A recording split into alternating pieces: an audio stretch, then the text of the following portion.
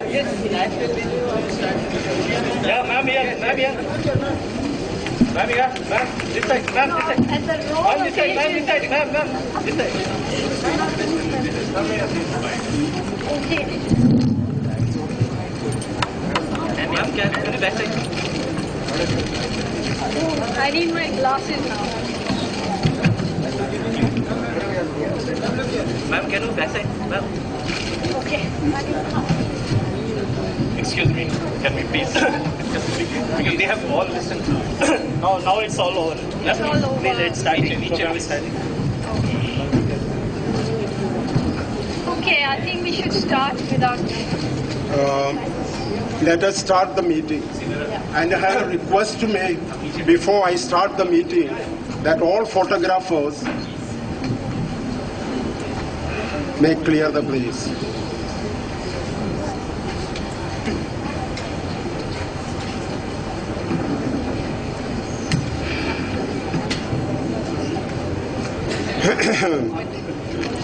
Today's theme is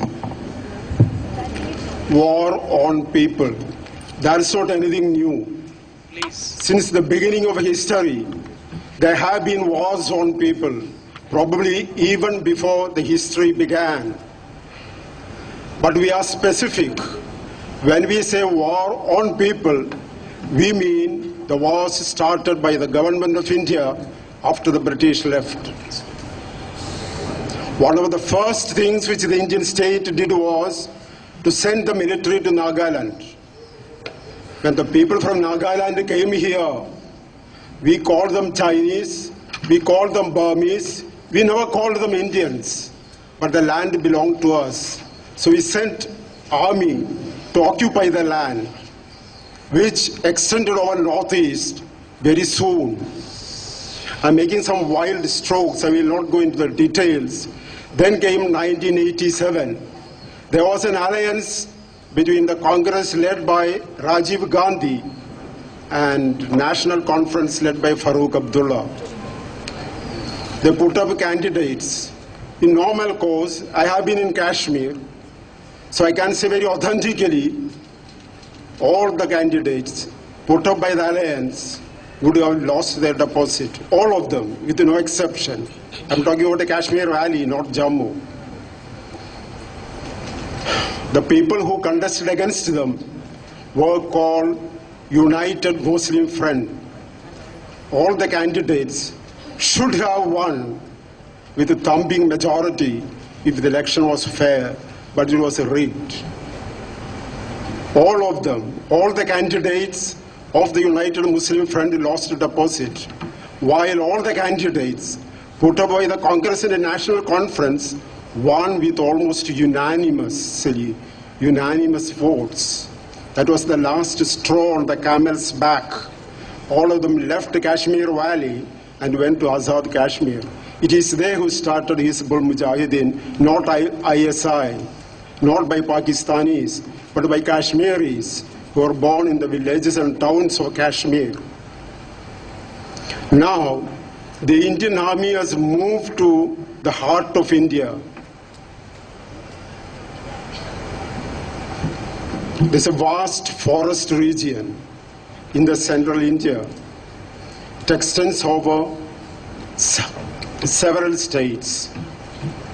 Andhra Pradesh, Maharashtra, Madhya Pradesh, Chhattisgarh, then there are areas, forest areas in Jharkhand, parts of Bihar, parts of Orissa, parts of Bengal. There is a concentration of Adivasis there, tribals, indigenous people. They are the first people who came to India from Africa, the first human beings, the first Homo sapiens.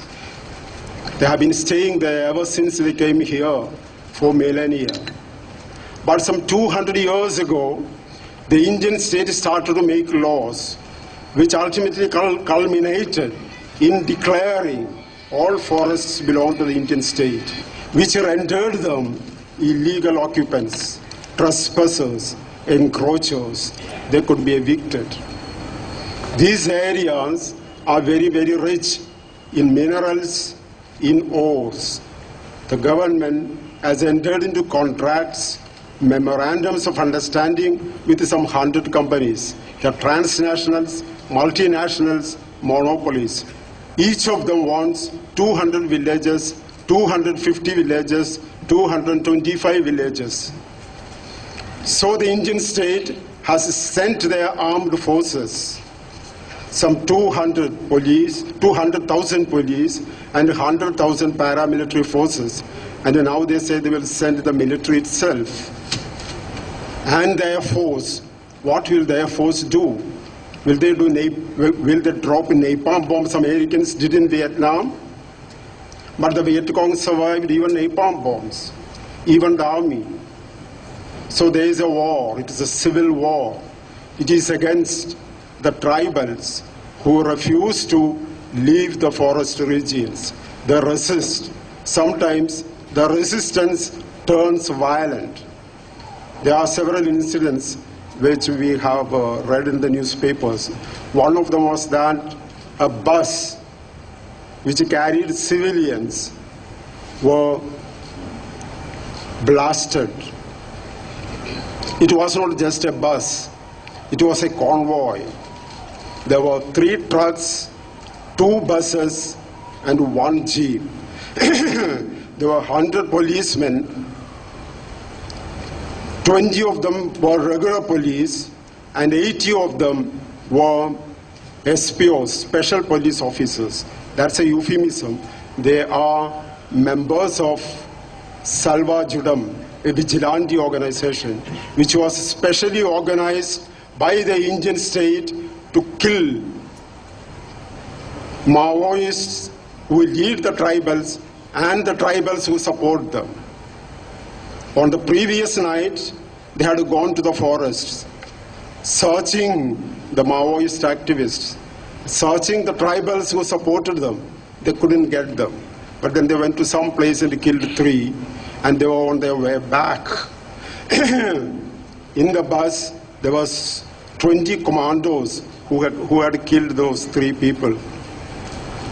They were targeted, but they had kept some civilians in it as a shield. Civilians were also killed. And recently, we have heard of a train blast. The train derailed, and it was hit by a goods train. The PCPA, People's Committee Against Police Atrocities, has denied it. They have denied it several times. They have also offered their protection to the trains which will run in those areas. But the government keeps on insisting that it was done by PCPA, People's Committee Against Police Atrocities. Even Mamata Banerjee denies it. We have today, there are 2 speakers. Both of them have been in the battlefield. They have spent a few weeks there. They will speak to you today. Gautam Navalaka, he has almost been a Bombayite. He has stayed in Bombay several years as one of the editors of Economic and Political Weekly. Then Arundhati Roy. You all know her as much as I know her. So it will be preposterous that I introduce her to you. This meeting